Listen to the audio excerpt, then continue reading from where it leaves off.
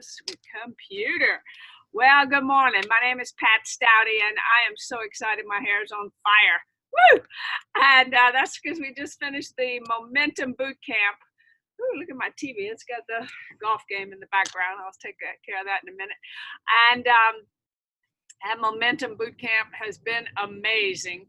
And it's in podcast. Today was the final, before conference, but I can't say enough about it. But we're excited because you know what? We're talking about our life book, and I'm really excited for today. We have Cheryl Child is going to lead us in elements 12 and 13. And what this is doing, we will be halfway through our life book before conference next week. So really excited about that. Cheryl, we've already eaten into 5 minutes of our 30 minutes today because the boot camp went over a little, but we're just so grateful to you for leading us today. So take it away, sister. Sure. Well, so that we're doing elements 12 and 13 today. As a sort of a review, elements 1 through 5 was preparing for the journey. It was all on the head trip and motivation. And I appreciate anybody else's reflection as you kind of think about we're being halfway through here. Because today we actually finish all of the elements having to do with phase 1, which is, getting to a healthy weight. But those that habit loop, I keep coming back to the habit loop and the drama triangle in those first 5 lessons. Those were very powerful new pieces, right, for the whole motivation. The first 5 lessons in our old workbook were on motivation too, but stopped short of the habit loop and the and getting into that deep end of the pool. So I really appreciated those, and I've appreciated everybody's take on the rest of it. I just was looking at the Habits of Health book, and this is the vast majority of it is your journey to optimal health and well-being. It's the entire section 2, if you hadn't noticed, and that's it. So this is what we're dealing with right now, is this entire thing, including transition, movement, inflammation, all of the stuff before you get to optimization for your age and longevity and stuff. So this is the meat of our phase 1 and 2 parts of our program. But I was excited, and I'll be eager to hear what you all thought about element 12. These were all of the questions that everybody asks us before we start. Why can't I have fruit? Why can't I exercise? I'm so grateful to have this. And in the past, some of us have reflected, some of you have reflected on, should we skip around?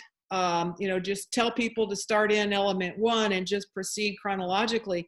This is frankly one that I'm thinking I'll probably be sending people to when they come in with all those questions, because just to ask them to look at this will answer so much, do so much of that work for us, and he explains it so well. Why the extra carbohydrates are not, and I loved in the exercise phase talking about, sandwiching, fueling, all the stuff that we hope that we've taught our coaches to teach. They've picked it up somewhere along the line, listening to us or whatnot. But I'd be interested to hear what you guys thought about having those 3 topics covered in this element. Is anybody as excited as me?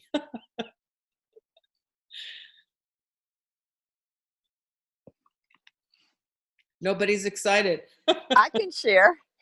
Yay.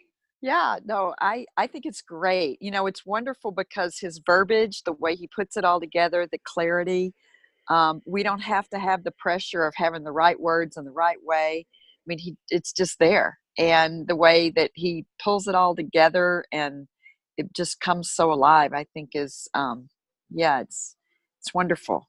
And I'm just glad that we have the tool and the consistency can be there and how we all teach it. And you really, sometimes we still have felt like we had to know, and this just proves we don't. We just have the resources. So, I think that's way cool, and I'm very excited about it. You're going to be sending people here before they get there? I mean, when they're starting and I can't see me doing that.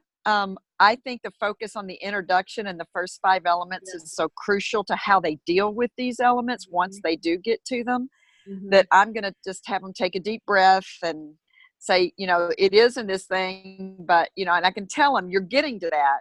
But with the skills and the mindset that you're going to develop in these first 5, you're going to find that it makes your way of dealing with the information in these later chapters. I think it's critical. Because it puts the focus in the right place, versus just the information. Because it's one thing to know and another thing to be able to live and do. So it's, So I probably won't skip to it for the way I'm working through it with people. And who knows?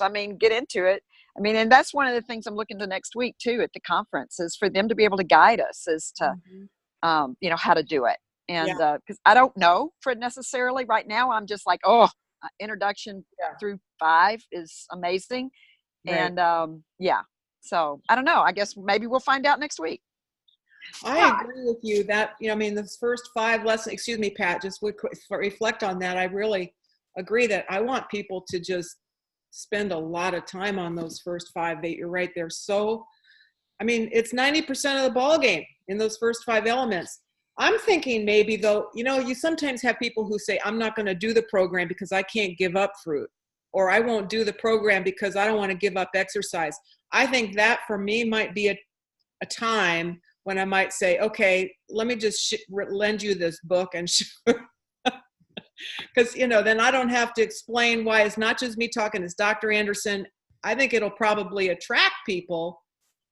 A few people, obviously 1 in 100 maybe, but I think for me, there might be a place where I might share it. Pat, what did you want to say? Well, I just, Dr. Anderson has never let us down.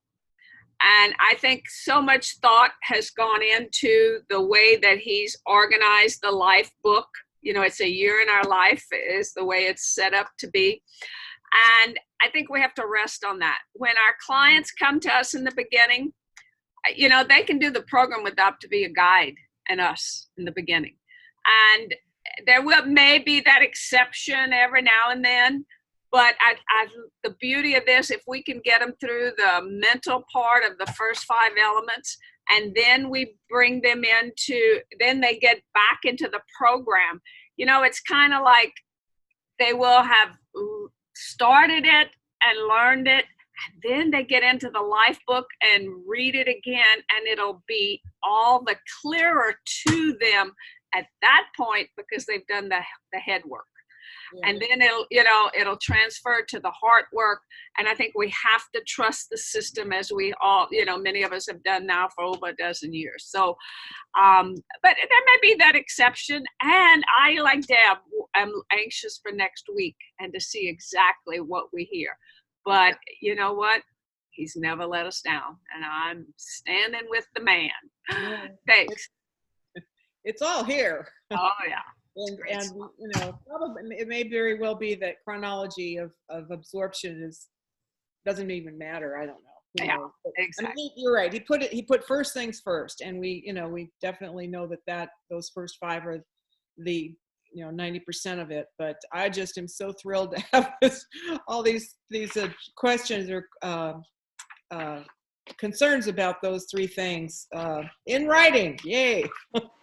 The other thing too, Cheryl, though, that I've noticed is that, and I'm sorry to interrupt again, but as we get to that section, they will have already begun to experience through the Optavia Guide and the 5-in-1 and those things, that when they come to this section of the book, it will be familiar and they'll go, oh, I've already got this. I know it. I get it. And it'll come to them as, wow, I'm a lot further than I realized, rather than, oh my God, what else do I have to learn? So they will already have experienced it. And I think the fact that it can come alive as something that they now get, it will be really powerful. That's been my experience as going through this, is just like, wow, I'm further along than I thought. So, anyway. Good point. And then here's my other thing. On page 243, in the life book, the checklist to success. Again, these are things that I feel like I almost want to take a picture of this and put this into my welcome email, because, you know, eat a fueling every 3 hours, don't skip meals, get some extra rest in the first few days. He's talking about things that are important in those first few days. I don't know. I'm feeling like this one page anyway might be something that I would want to share with people right out of the gate, because obviously they're past the first few days, and these are just those critical things that we need to reinforce with them as they're getting their mind wrapped around the 5-in-1 program. So, you know, and somebody else telling them to avoid alcohol, you know, how often I can't have 1 glass of wine on the weekend. So, you know, I don't know. There's this page that is, if they've already been on program for 3 months, by the time they get to this, it'll reinforce. But I'm thinking, boy, this is something I would like to reinforce with them. I've told them all this, but getting that from Dr. Anderson. Anyway, anybody else have anything else, or any of you guys want to share anything else about 12? Okay, 13, tracking your journey. This is new, right? And I think I'm going to try to remember the quote in the first intro pages of this element, where he says the guy who invented mathematical statistics says that which is measured improves. You know, we all have people who don't want to get on the scale. Or I'm not, you know, I don't want to have anything to do with, well, that's fine. But we need to track something. And, you know, even I do have a question, and I want to know what you guys think about. The folks on this call probably have been on the habitsofhealth.com website. So for people looking at this recording who maybe haven't checked that out, habitsofhealth.com, the resources, system resources tab, has a ton of stuff, including things that we haven't gotten to in the book yet with this, but it has all of the tracking sheets. Now, I am a little wondering, and a little concerned isn't quite the word, but I'm curious what you guys think about having 5 pages a day to track daily stuff. I don't know. It seems like we should be able to get that all on, you know, like a week of daily check-ins on 1 page. What do you guys think of that? The rest of them, the weekly tracking sheets and the monthly tracking sheets, are each 1 page or 2, which, you know, that's manageable. But asking people to print out, you know, 150 pages for a month of daily tracking, I'm not sure I want to do that. What do you guys think? I need your help. Debbie? Well, the app does that for us. Yeah. So you're tracking, okay, so I'm going to go to my app right now. But the app, after, you know, 66 days, like my app is no longer tracking my water intake, because I've done it for more than 66 days. So it assumes I've created that habit. Yeah, excuse me, Pat. The other thing that these tracking pages are much more detailed than the app, unless I'm missing something. You know, it's got your goal there in front of you. I mean, I know you can see that if you go to it, but you know, tracking I guess the weekly and monthly, I don't see that. I mean, he suggests checking your weight weekly in these tracking sheets. You know, tracking your healthy surroundings and sleep and your mind and all of these other things. I'm not seeing that on the app. Am I missing that? It's not there yet.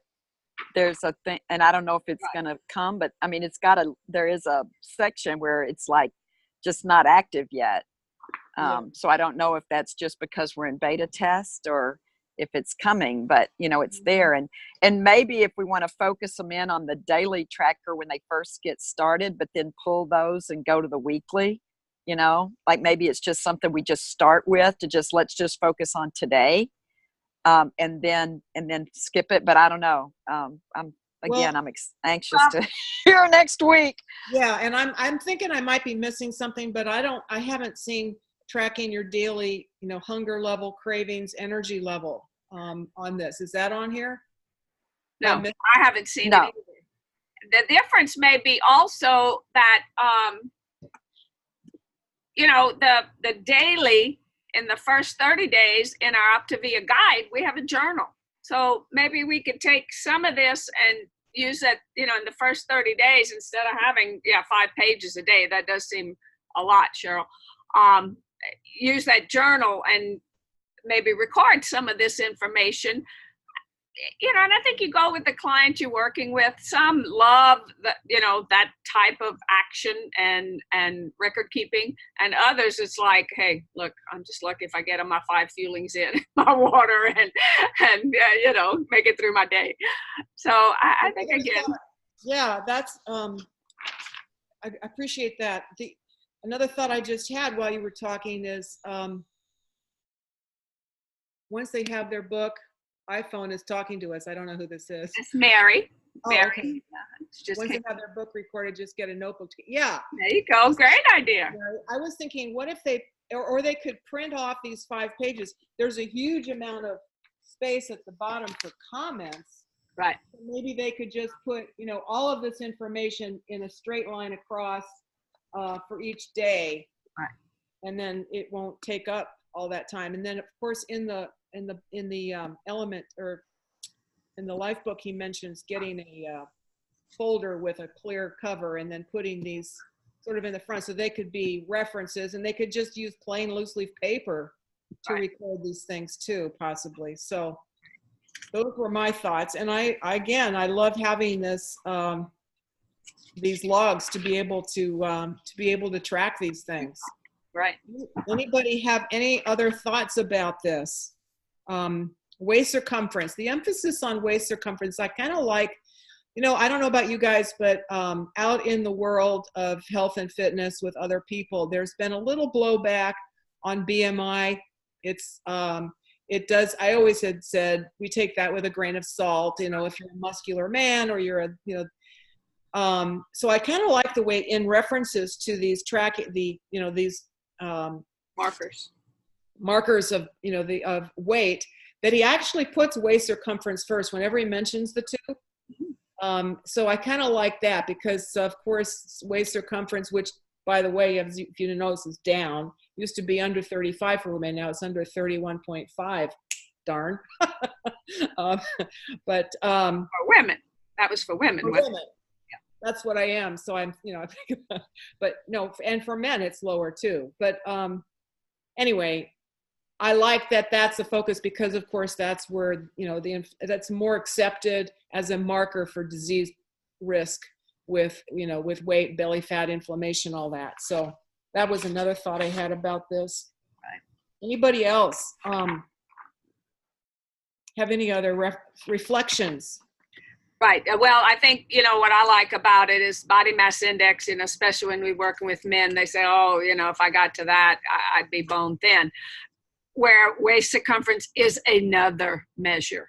And it gives us another option to where, you know, if somebody doesn't understand, you know, they don't always understand when you say BMI is a ratio of height to weight. And, you know, and I think that's our opportunity to do a lot of educating on body mass index, that it does increase our risk of disease. But I love that we also have, in addition to that, waist circumference. So it's like, you know, another avenue for us. Yeah, and he's mentioning it first when he talks about the two of them at the same time. It's coming up. So I like that. Yep. So many cool improvements. All right. Let's see. Have we forgotten anything?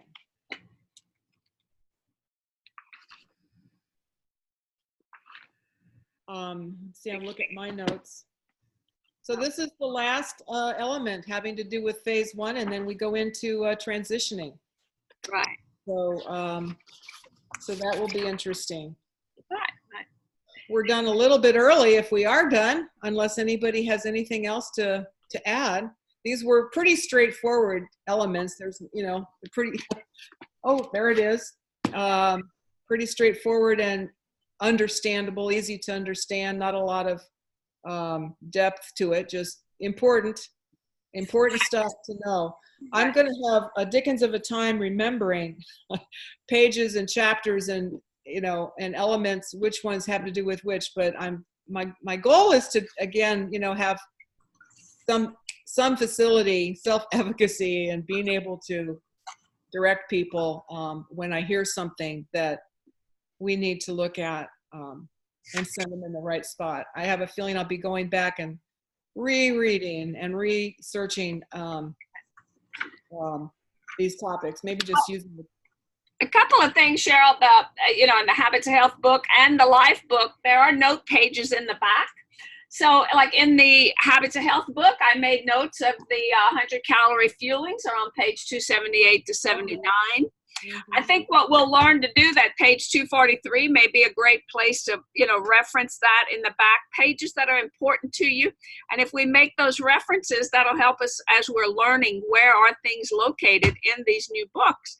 We did it with the first set, and now we're doing it again with the second set. right. Excellent. I love the fact that, you know, elements 1 through 5, I felt we needed to do them 1 through 5, and, you know, that they built upon each other. But elements 6 through 13, you can hit and miss, you know. And I think as we learn what each element is as coaches, we'll, you know, be able to reference that. Even if our clients may not be in that section yet or in that element, we can feed them, you know, kind of spoon feed them the information that we know will help them be as successful as they possibly can be. So, you know, again, I think the whole text are amazing. I want to encourage coaches. You know, I love my hard copy of the coaching guide. And again, that's another place to make amazing notes and references to where can I find, you know, information that's pertinent. I went in and on every element, I put the page in the Life book, the pages of the Life book. And if this particular element referenced Habits of Health, I put the pages there. So, you know, when I'm looking, I say I'm working on element 8 with a client, next week I can tell them, hey, you only have 10 pages, you know, read a page a day, read 2 pages a day, you'll be done before we talk in a week, you know, kind of stuff. So I think we can use this to be the best we can be as coaches. So I'm really excited about the whole system, and Yeah, you are too. those are great reminders, Pat. And I would be remiss too if I didn't mention some of these. I know we have the same questions for every element, but the specific questions for this one under 2, I think will be helpful as well. Like asking people, how can these track? How do you see these tracking tools? Not just us telling them they're important, but how do you see them helping you create a different outcome in your life? You know, getting these questions, getting them thinking about why they might want to do this, and how will you adjust your behaviors and choices as a result of using these trackers. So things like that. I think these questions, especially for me, the second ones that are a little more specific to the content of each element, are going to be really helpful. Well, and when we ask questions, you know, what will you do today to make tomorrow more optimal? You know, even as they think, but then as they answer, they're processing, you know, and they're saying it out loud, and it becomes real to them. And so I think, you know, we need to utilize as much of this as we possibly can. Exactly. Especially in our quest to ask more questions than give answers. Yes. For our clients, you know, like going back again to the checklist for success, you know, if you make reference to that, that one page, and they're having some challenges with their program or whatever, I might reference that and say, are you making any choices that might be affecting your success? Before I start saying, well, let's talk, you know, let me tell you again what to do. Let them go to that checklist and then analyze their own actions. And I think this too is in that light. This is such a good opportunity to find out from people, are you assess your progress, and have you done that? And find out, because you could find out, I don't think I've got time. I mean, you can find, it's a great way of identifying their barriers. You know, I don't have time to do that. And maybe then you could just work on tracking one thing you know. And I've never done that. And so you approach that as, it's a skill to develop, and you can do it one at a time, and just start, and then assessing one thing. And so I think that it's a good opportunity to be able to say, have you ever done it? How do you feel about doing that? Yeah. And, is there something about that tracking that concerns you? So. Excellent point. Yeah. Very, very. All righty. Well, we are right at the 12 o'clock hour. Cheryl, I want to thank you for leading us today through these two elements. As we wrap up this part of our journey, 12 and 13, we're ready to, go into transition to eating healthy for life. I want to thank every leader that has participated. We've done these. We got halfway through the life book before conference. Karen Anderson was one of them, Deb Sesker, Kathy Botany, Dee Garcia, and in addition to the three of us here, Cheryl and Deb Sesker. So thank you for all who have contributed, to all who have attended. Congratulations to all who are listening to the recordings. I hope this is helpful for all coaches, and just want to thank each and every one of you from the bottom of my heart. I know together we're better, and we're learning this new system together. So thanks. And thank you, Pat. You're very welcome. Very welcome.